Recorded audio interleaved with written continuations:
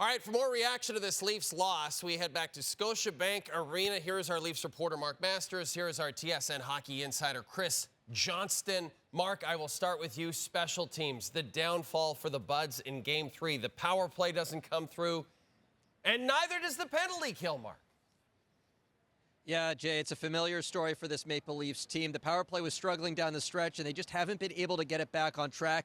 Obviously, the absence of William Nylander hurts, but you got a lot of talent on that unit, and they just haven't been able to break through. Morgan Rielly admitted it's frustrating. They feel like they're getting some chances, but they just cannot convert right now.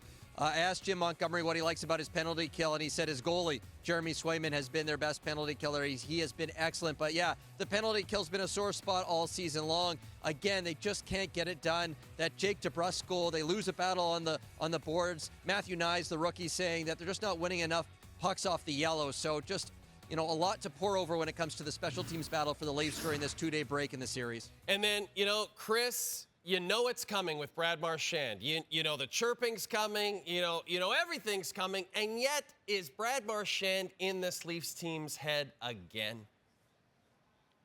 Well, so far, it's undeniable that he's been in their heads through 3 games of the series. I mean, you've got Sheldon Keefe talking about him being elite, that it's an art at what he does out there. And it's, sending his own team to the power play by drawing penalties. It's even jostling with Tyler Bertuzzi as he did prior to Trent Frederick's goal. And Marchand really is doing whatever he kind of wants out there. I think that he loves it when he gets the other team distracted, when he is, taking the slash from Max Domi in Game 1, a similar one from Bertuzzi in Game 2.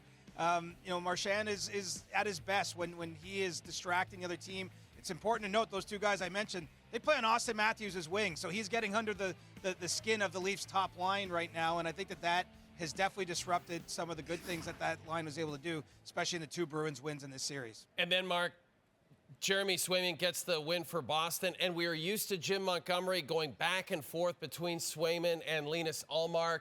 He's done it throughout the regular season. He did it last postseason. But do you think that Montgomery sticks with Swayman for Saturday night's Game 4?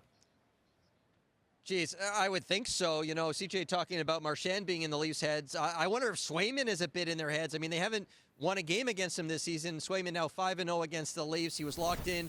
Max Domi tried to do his part, gave him a little shot during a TV timeout. Swayman just laughed it off. There was one sequence where Tavares fell on him, and he seemed to be having a conversation with him. He just doesn't seem to get rattled. He seems like he wants this moment, that he's been waiting for this moment, and he has so far met this moment. I mentioned, the 2-day break in the series. There's, there will be rest for him. He'll have a chance to recover because he has faced some dangerous opportunities. But I'm not sure what Montgomery's going to do. The rotation has been so central to Boston's identity. But I know what I would do, Jay. I would stick with the guy who hasn't lost to the Leafs this season. Yeah, it makes perfect sense to me. I would stick with basically any advice Mark Masters gave me. That's Chris Johnston. That's Mark Masters. Gentlemen, thanks for joining us on the show.